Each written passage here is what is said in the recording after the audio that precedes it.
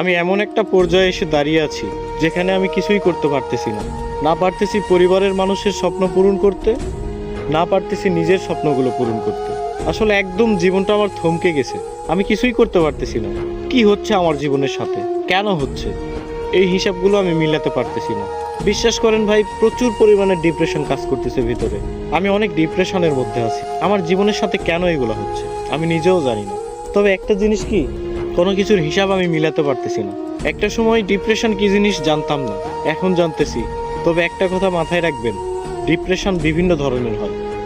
শুধুমাত্র প্রেম বিচ্ছেদের কারণেই যে মানুষ ডিপ্রেশনে ভোগে, বিষয়টা এমন না। সবচেয়ে ভয়ানক ডিপ্রেশন হচ্ছে ফ্যামিলি প্রবলেম। হ্যাঁ, এগুলো আপনারা বুঝবেন না।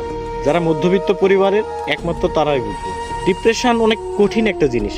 এখান থেকে সহজে কেউ বের হতে পারে না, কেউ ডিপ্রেশন কাটিয়ে উঠতে পারে না। তবে আলহামদুলিল্লাহ, ধৈর্য ধরে আছি, ভালো কোনো একদিন আসবে ইনশাল্লাহ।